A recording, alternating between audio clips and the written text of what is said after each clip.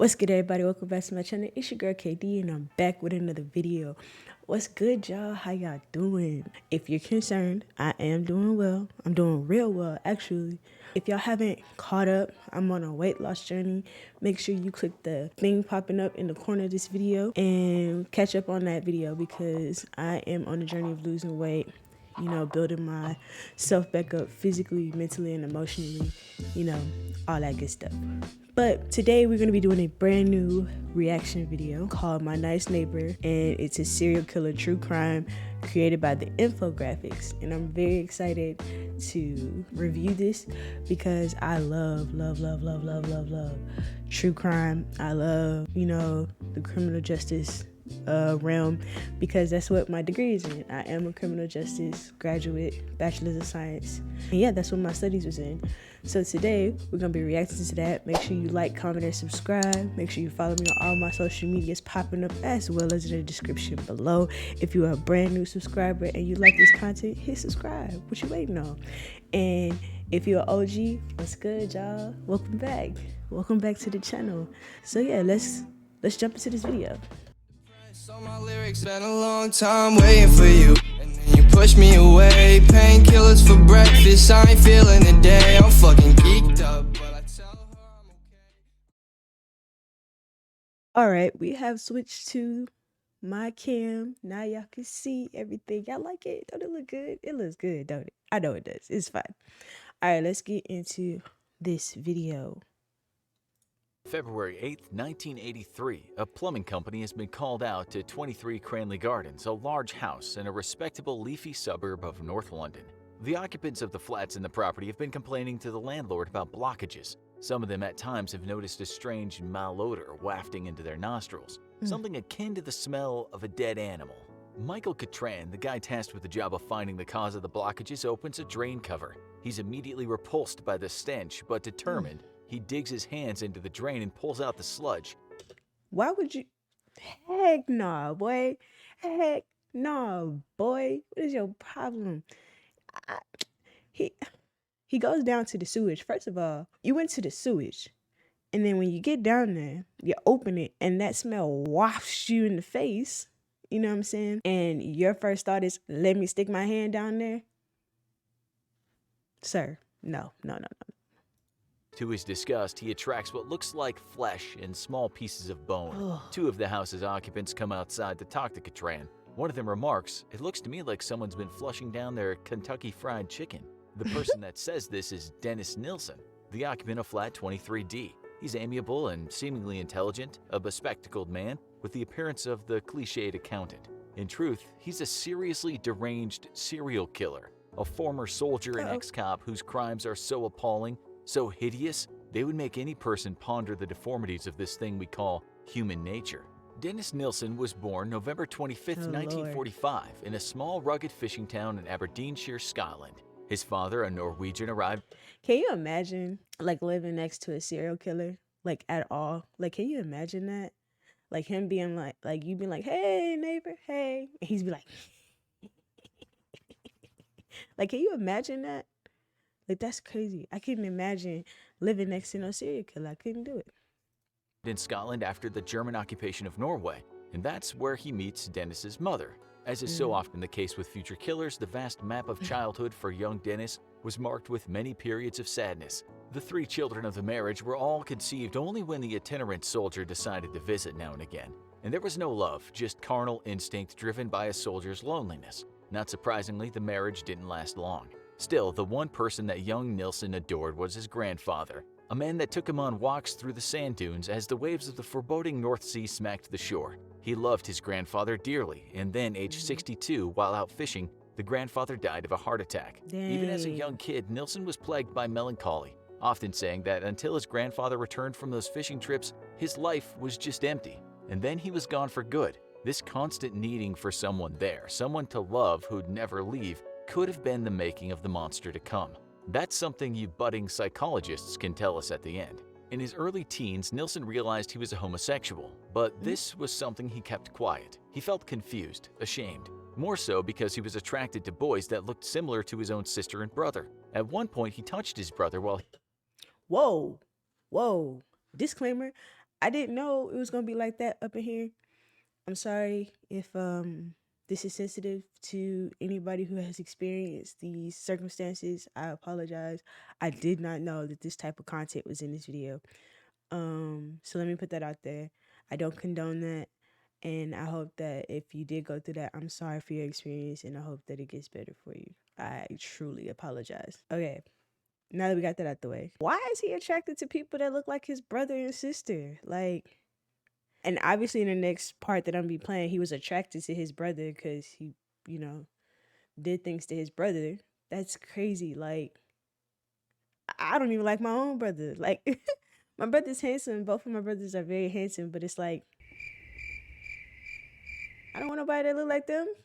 I don't even like looking at them myself. Like, but nah, heck nah, boy. He slept as if exploring his feelings. The brother woke up, and from then on, he belittled Dennis at every opportunity, calling him a sissy. In public, the brother called him a hen, I a hate Scottish that. term for a girl. It was excruciatingly embarrassing as well as saddening. Dennis felt he had no choice but to leave that small-minded, windswept town.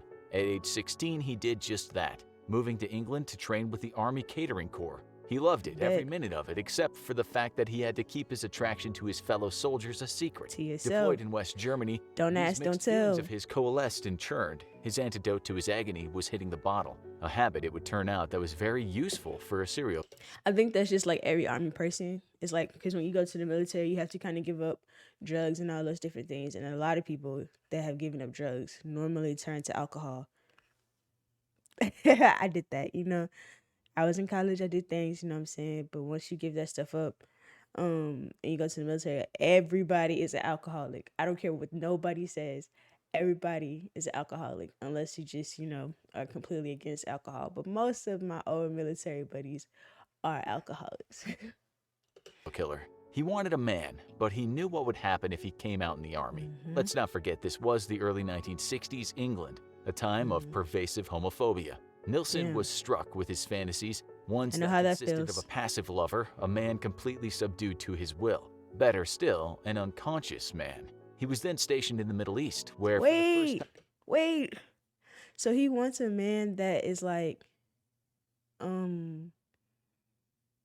he wants that dom sub, like dominatrix and submissive, like dominant and submissive type relationship.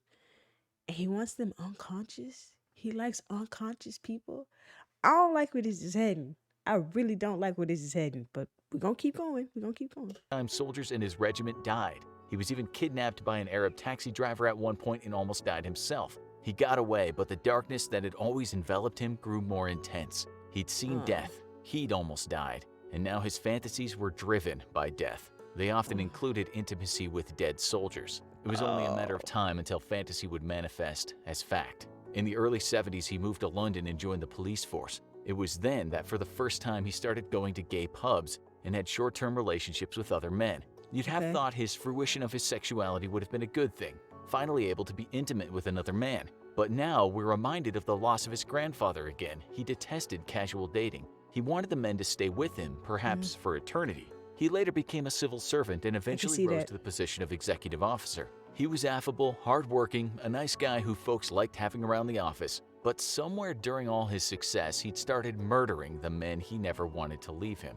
November 1975, there's a scene outside a pub, such an ordinary sight in the rough streets of England. Nilsson helps a guy out, a 20-year-old who he later discovers after a drink or two is gay like him. Soon a relationship blossomed. Things were looking up. They both moved into a house on Melrose Avenue, number 195, the first place that would become a house of horrors. Like a scene from a Hollywood rom-com, the two loved-up men spent months cleaning up the place, planting flowers in the garden, painting the walls, giggling as they threw soap suds at each other while doing the dishes. Seemed like domestic bliss. Although as time went on, that pale of darkness soon hung over Nilsson's head again.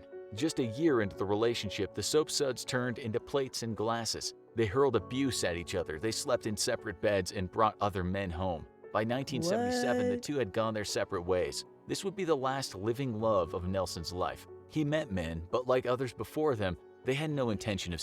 I'm not gonna front. I thought he was gonna die. I'm not gonna hold you. I thought he was gonna die. I just knew he was dead. But this one lived. All right, okay. Staying with Nilsson.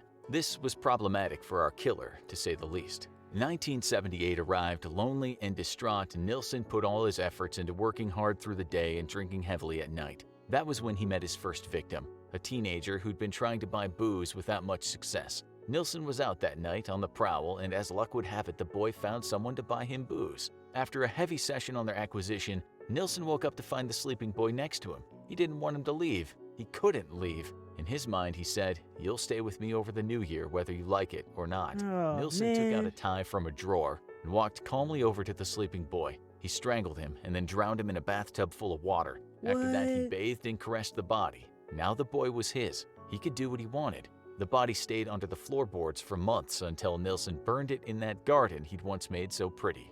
Just a few months later, and the hard-working civil servant felt he was in need of a What? Your first, like, real boyfriend, not first, but like your second boyfriend, like, can you imagine being so engrossed in that feeling of never wanting to be lonely? You're willing to kill somebody to stay with you. Like, that's some serious, like, stuff. Like, that's some serious stuff. Like, that's crazy. Like, I don't know. another long-term partner. This time, he met a young man in London from Hong Kong.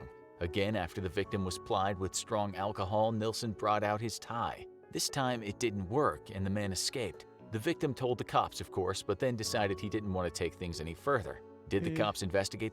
I bet he's like, you know what? Never mind. He might find me. I'm gonna have to face him and blah, blah, blah. Like, he was probably scared for his life trying to tell the cops what happened. The matter? What they saw was a well-spoken man who had a tryst with a stranger and things had gotten out of hand. Maybe that's just what they do in that community, they thought. If only they'd have watched Nilsen for a while. Why do they think that? Why do they think we, as in the LGBT community, are like some like super freaks? Like people have the misconception that us in the LGBT community love being tied up and swing sets and stuff like that. And don't get me wrong, there are people that like that, but that's not like the staple of our community. Like, we're just like any other heterosexual relationship. We love regular sex. We love regular like conversation, regular shit. Like, that's us. Like, we're just like y'all. Like, not no freaky stuff. But you gotta remember, it's the time that he's in, and that's what they thought during that time. So Because soon after he met a young Canadian who was visiting England, Nilsen offered to show him the sights. But first, what about some hard drinks? "Why not?" said the Canadian. Don't After drink. couple shots of rum and whiskey, Nilsen was in one corner of the room listening to music on his headphones. The Canadian, feeling rather wasted, had his back turned to him. Nilsen crept across the room and strangled the man with the headphone cord, whereafter he sat back and carried on listening to music. For the next week, during his boozy He was like, "Gah!" And then, mind you, after he done killed this dude, he just sat back and was listening to some tunes. Man, what? Like, that's crazy. nights, he sat next to the dead body. He placed it upright in an armchair to make it seem like the body was still alive. Together, they watched TV. Nilsen laughed out loud at the comedies he liked, occasionally turning to his partner, the corpse, and remarking how funny the show was. The relationship ended when bloating and putrefaction started. The body went under the floorboards, but now Nilsen was Jesus. single again, the great problem of his life. There were more victims, more housemates, more lovers, call them what you want. Each of them watched TV with Nilsen, listened to music, shared his bed. He bathed them and talked sweetly with them. He chatted to them while he was cooking and asked their opinion about the bad weather, but all of them would decompose and so essentially leave him. Even though Nilsen committed those obscene acts, some part of him knew it was wrong. Sometimes he'd spit at his own reflection after a murder. Sometimes he'd break down in tears, but it didn't stop him. The bodies he hadn't burned piled up under the floorboards, but never mind how much deodorant or whatever other odorant he sprayed down there, he couldn't mask the smell of decaying flesh. Jesus. One by one, he pulled them up, each of them riddled with maggots, oozing the liquids of decomposition. No longer boyfriends he wanted to have. He chopped them all into pieces and then took them out to the garden where he burned the evidence. To hide the smell of burning flesh, he added to his great fire tires from cars. Kids from the neighborhood came around excited that some man had made a bonfire. In Nilsen's mind, they were dancing around a great pyre of his former lovers. When the fire turned to ashes, he raked out the bone fragments and smashed the bits of Jesus. skull. He stopped killing for a while, But he couldn't fight back those fantasies of his. A year later, he was at it again. Why? Why did he need to do this? Why? The answer to this is something he later said. I could only relate to a dead image of the person I could love. The image of my dead grandfather would be the model of him at his most striking in my mind. The next victim was a young Scottish man who'd made the mistake of not just talking to Nilsen, but agreeing to have a drinking competition with him. In another life, Nilsen could have drank booze for Scotland in the non-existent boozing Olympics. He killed again and again and again. Even a young man who he'd helped take to the hospital after seeing the guy slumped over after taking too much epilepsy medication. When the guy returned from the hospital to thank Nilsen, that was the end of him. After a few drinks, of course. This was his life. He'd even admitted later, saying at times his days consisted of end of the day, end of the drink, end of a person, floorboards back, carpet replaced, back to work. He had to take a lot of... He had a science to this. Like, that's crazy. He had done this so much, he had a whole science to it. That's wild. Like, so his mode of operation, or MO, was he went to work, he came home, he went out, he met somebody, he got them drunk, he killed them, had a relationship with them. When they started decomposing or bloating, he put them under the floorboards. After taking them out of the floorboards, when the smell got too strong, he'll burn them, break down their bodies, break down the remains of their bodies, and bury them, and then wash, rinse, repeat all over again. Sick days, by the way. Dissecting bodies and burning them was time-consuming, and anyway, when the bodies were still fresh, he wanted to spend as much time with them as he could. Then the shock came. Nilsen's landlord asked him to move out. He wanted to renovate the house. There were 5 more bodies under the floorboards, most of them already dissected, one whole. It was looking like he'd have to call in sick again, this time for a few days. He burned the bodies and collected £1,000 from the landlord in compensation. So now we come to 23 Cranley Gardens, a 1930s semi-detached with Tudor-style exposed wood on the facade. A dream house for some, a nightmare for others. It was also quite inconvenient for a serial killer, given it was divided into flats, and it didn't have a garden. Nilsen still invited young men up to his attic flat, but knowing the disposal of bodies would be hard or impossible, he stopped himself from killing them, even when they were blind drunk. Then, in March 1982, one man got so drunk Nilsen couldn't awaken him. He tried numerous times, but the man was out cold. Nilsen just stared at the body, like a famished dog that's been ordered to wait before eating. Then he snapped, wound a strap around the man's neck, and pulled it tight. The sleeping man was thrust out of his slumber, and he attacked back, wrapping his hands around Nilsen's throat, almost killing the killer. He passed out, and Nilsen emitted a sigh of relief, only for the guy to breathe and moan. It took Nilsen 3 attempts to finish him off. When he went back to work the next day, he had to make up a story about the bruises around his neck. His colleagues weren't suspicious, of course. Mr. Nilsen was the salt of the earth, a lovely bloke. The next victim changed everything. It was only 2 months after the last one. Nilsen met the 21-year-old in a drag cabaret bar in the famous Camden town. They drank together while the guy told him about how lost he felt after being dumped by another man. Nilsen's answer to that grief was a few drinks at his house. Of course. Sometime later, the man awoke, partly stuffed into a sleeping bag. He looked up at Nilsen, whose hands were around his neck. Only partly conscious, with the image blurring, the last thing he heard, in a faint whisper. See, he learned this time. Instead of having him just like loose out underneath the cover, just laid out, he put him in a sleeping bag so that they can't fight their way out. Like, that's crazy.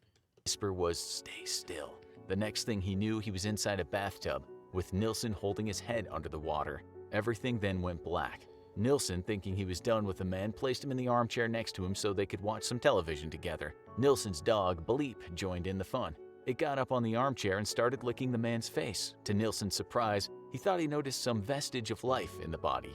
Rather than try to finish him off, Nilsen rubbed him all over and tried to shake him awake. The man did wake up, after which Nilsen told him he'd almost strangled himself while trying to zip up in that sleeping bag. He said he'd placed him in the bathtub of cold water to bring him around. Nilsen, the hero, had resuscitated him and saved his life. Over the next 48 hours, the man didn't know what was going on, only ever being partly conscious. When he finally came to, Nilsen just let him leave, and he went off to the nearest hospital. Before they parted, Nilsen told him that they'd hoped they'd cross paths another day in the future. I don't. Would, but not quite as Nilsen imagined. On October 9th, 1982, Nilsen called in sick. He'd killed again, and dissection needed to be done. Only this time, there weren't many places to hide the body parts. A few months later, he met 20-year-old Stephen. Together, they larked around, drank copious amounts of booze, and listened to The Who. Moments later, Nilsen leaned beside the man and said, "Oh, Stephen, here I go again." It seems he almost felt sorry for this victim, since while he was killing him, he noticed the boy had bandages over his wrists. Now he had 3 dissected bodies in his small flat. He decided to dump the organs and smaller bits of flesh and bone in the toilet and flush them, but he was still stuck with some heads, arms, legs, and torsos. He had to have known at some point that stuff was going to pile up, right? Like, he had to have known that at some point. That he boiled to separate the flesh. Believe it or not, sometime later, he had the audacity to call the landlord and complain the drains were blocked. Maybe he just wanted to be caught. The neighbors were also complaining, so time was running out for him. And so we come to those 2 words we so often read in the media: gruesome discovery. Of course. That plumber had an inkling that what he discovered was not the remnants of Kentucky Fried Chicken. When he returned to the house the next day with his boss, they were both pretty darn sure they were looking at the remains of a human being. They were sure that one thing they found in the drain was a human eye. Suffice to say, they didn't just unblock the drains and collect their cash. It was discovered by a pathologist that the flesh was human, or various humans. The next day, the cops waited at the house for Nilsen to return home from work. They didn't tell him he was under investigation for murder, but they were just interested in what looked like a health hazard. They asked if they could look inside the flat. He didn't say no. It took about 3 seconds after entering the flat to notice the awful stench of human decomposition. That's a smell you never forget. When the cops told him they'd found human flesh in the drains, Nilsen pretended to be shocked, acting like someone else had put the flesh there. That lasted about 2 minutes because he knew he was finished. When the cops asked where the rest of the bodies were, he pointed them to a wardrobe. Before they even opened it, they didn't really need to due to the stench. They asked him if there was more. Nilsen replied, "It's a long story. Goes back a long time. I'll tell you everything. I want to get it off my chest." In handcuffs, he was put into the back seat of a police car. One of the officers asked him if the remains belonged to 1 or 2 people. Seemingly unperturbed, even glad he'd been caught, Nilsen answered, 15 or 16 since 1978. Sometime later, investigators found in his flat hands, a skull, a severed head, a torso, arms, organs, and other body parts. During the many hours of interrogations, he told them a lot, but not everything. They asked him why he did it, at which point he said, "I'm hoping you'll tell me that." He said at another point, "I wish I could stop, but I couldn't. I had no other thrill or happiness." He eventually told them most of what you've heard today, from the TV watching to the loss of his grandfather to how much he worshipped those bodies and how much he enjoyed the ritual of killing people. During the trial, he tried to claim diminished responsibility, his argument being that when killing people, he thought he was doing the right thing. But then the ones who got away came forward as witnesses, proving that Nilsen was in control all the time and knew exactly what he was doing. The young man he let go could barely speak. He was so traumatized. The jurors seemed in a state of utter shock as they'd heard about how he made the bodies his lovers as if they were alive. They almost threw up as they listened to how he dissected the bodies. Nilsen stood in the dock looking like he didn't have a care in the world. And when he spoke about his crimes, he did so as if he'd done nothing wrong in the slightest. On November 3rd, 1983, he was sentenced to life with a minimum of 25 years. In 1994, the British Home Secretary... What? Like, you killed 15 to 16 different people. You killed 15 to 16 different people. You created a relationship with them. You made love to them. You know, you once their bodies, you were conscious and smart enough to, once their bodies started to decompose, you basically got rid of them by cutting them up and dismembering them and putting them in fire and burning them. And you only get you get life in prison. Okay, but you have to serve 25 years. What? Most of the time they give you capital punishment for something like that. I'm talking about like death, like execution for something like that. And he just got life in prison. I mean, I guess that's still like torture because you gotta sit there and think about what you did. Just hopefully you don't do it in prison, because a lot of people get caught up in these situations and they take it to prison and they end up doing the same thing that they were doing outside in prison. Like, you know, so hopefully ruled that he would never get out of prison as long as he lived. He had to be kept away from other prisoners as he was attacked on a few occasions. He spent the rest of his life reading and writing, including his memoirs, which were put together from over 6,000 confessional notes. In those memoirs, he explains why he committed those crimes. One time writing, "I caused dreams which caused death. This is my crime." In 2018, age 72, he died of a pulmonary embolism and internal bleeding. No family members were present during the cremation. Damn. Several years later, his renovated flat was up for sale at what seemed like a bargain price for an affluent London suburb. Anyone who read the ad for the flat also read this warning. Buyers are kindly asked to research the history of the property or inquire with the marketing agent prior to viewings. Now you need... Child, that is crazy. We're going to switch back to the main cam from the reaction cam. Let's do that. All right, everybody, we're back. We're back after that disturbing video of the nice neighbor. That's crazy, like, to know like all of this came from the fact that he just felt lonely. Like, he felt like people left him, and in order to keep people from leaving him, he would kill them so that they could still be in his, like, physically be in his life, not necessarily emotionally be, but just to have somebody physically there, because it felt like people were leaving him. That's bananas. Like, I can't imagine that type of loneliness. Also, he had like dreams, he had fantasies of being with unconscious people, like being with people that were not there, so that he could have control. You know, he could control whether they leave him or anything like that. Like, that's crazy. I can't imagine. I don't want to imagine. I don't want those troubles. I pray for that man's soul. That has nothing to do with me. He has to answer to God now. I pray for those people that lost their lives in this situation. That's just, you know, you ever had those situations where you just don't really know what to say?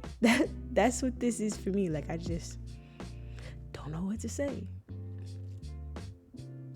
I'm not gonna sleep tonight. I know that much. Great. Now I'm not gonna sleep tonight. All right, y'all, that's the end of this video. Make sure that you guys like, comment, and subscribe, and all those YouTube things. If you enjoyed this video, let me know if y'all want me to react to more true crime type deals. If you guys want me to, you know, react to just funny things or whatever the case may be. I love doing this. This is my favorite thing to do. And hopefully I'll be able to do this for a career. You know what I'm saying? But shout out to all my new subscribers again. Thank you for coming. Thank you for viewing this video. Even if you're not a subscriber, thank you for taking the time out to view this video and any of my other videos that you did. If you're an OG, like I said, thank you for coming back. It means the world to me that y'all are here. Y'all could be doing anything else in the world, but y'all are here sitting with me watching this video.